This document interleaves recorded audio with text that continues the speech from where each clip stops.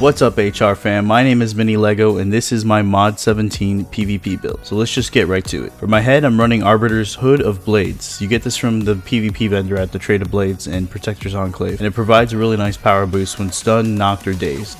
As for my chest, I'm running the Arbiter's Tunic of Blades, also from the PvP vendor. This one gives me temp HP equal to 20% of the damage I inflict on someone with a shield or temp HP. Another awesome choice is the Bark Hide, that lets you take in 3% less damage whenever you are hit for more than 15% in a single blow. For the armor enchantment, I'm using the Shadowclad. This is actually, I can't recommend this anymore. It works really well for PvP because of the deflection that it gives you and the stealth that it can proc. For arms, I have the Trap or the Twilight Bracers. I got these from Zoc after running ME. The 3% more damage to encounters really works well for a PvP, and you'll start to see in PvP how strong melee encounter powers are and how it takes huge chunks out of the enemies. For my weapons, I'm running just Alabaster. Obviously Lionheart is best in slot, but these actually work pretty well. I'm using the Vorpal along with the crit severity and power for artifact modifications. And then for my mini feat, I got the Arbiter's Gators of Blades on. If an enemy dodges, blocks, or sprints or shadow slips, you do 3% more damage to them for 10 seconds, and that happens a lot in PvP. For my neck belt, I'm using the Orca set, which gives an additional 20% damage based on the difference in hit points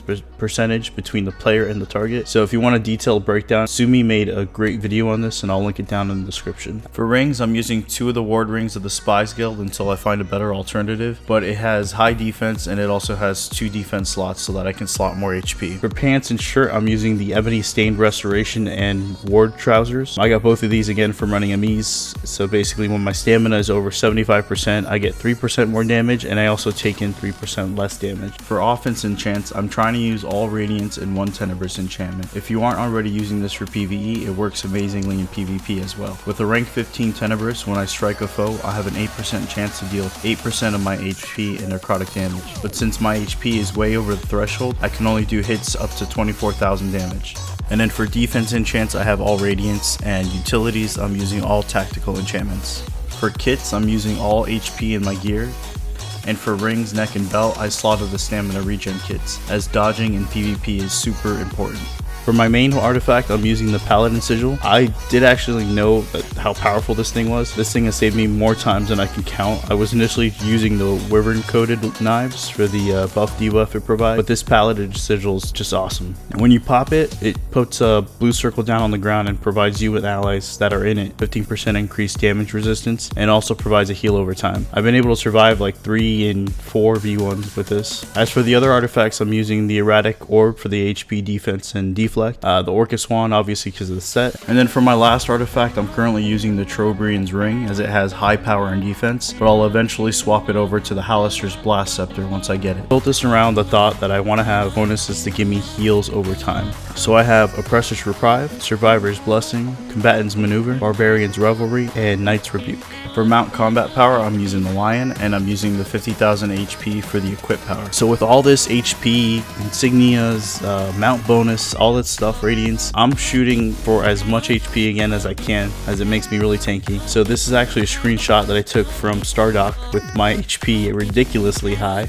Alright, and now to go over powers really quick, I'm using basically the same PvE powers you would use, as this has the highest magnitude. So we got Marauders, Hindering, and then we have the Force Charge. And then for At Wills, I'm using Penetrating Arrow and Clear the Ground. And then for class features, I'm using Crushing Roots and Seeker's Revenge, just for the added damage. And then dailies, I'm using Forest Ghost and Snipe. Don't really use Snipe. I just put it in there so that if I do accidentally hit it, I can cancel it right away and use Forest Ghost. And then the boons are pretty straightforward. I'm just going to show those on screen real quick. The one boon I do want to specifically point out is the Master boon that I chose, which is the Focus Retaliation. At rank 3, it mirrors all incoming damage back to the attacker, and this surprisingly works really well. I remember watching a lot of barbs getting a huge portion of their health taken out when I was actually stunned. Obviously for the guild boons, I'm using power and HP for defense, and then for utility, I'm actually using the potion boost, and then for PvP, I'm using the ward bonus, or the ward increase.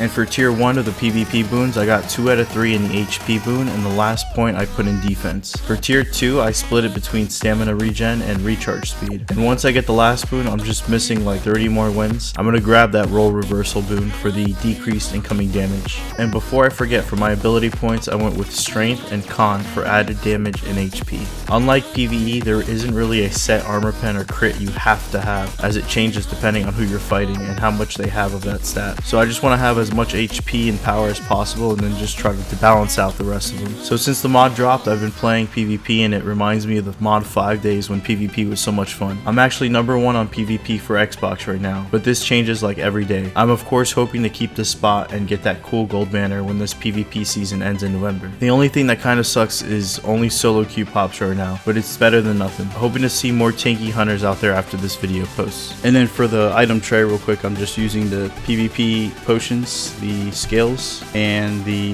doohickey. Even though it doesn't do too much damage, it actually helps out when your other encounters are on cooldown or if the enemy is too far away. Just to mention, like, you're obviously gonna die at some point in PvP, especially when you get 4 or 5 man. It gets really difficult. Pop in that paladin sigil, pop in a potion, and if you have that lion, pop in your lion. Will definitely keep you alive for a lot longer. And as for potions and food, I actually use the Superior Flask of Potency, the Wildstorm Elixir, and then for stronghold food, I'd go for Seared Tuna. Also, just to mention, we do have a Hunter Ranger Discord. We're over like I think 1,200 people now, so the link is down below if you want to join me on Discord or on PvP for Xbox. Hit me up. I'll be putting out another video soon where I'll go over specific classes and how to beat them in PvP as an HR. So make sure to subscribe and tap that bell to get notified when I post a new video. And with that, I'll see you guys next time.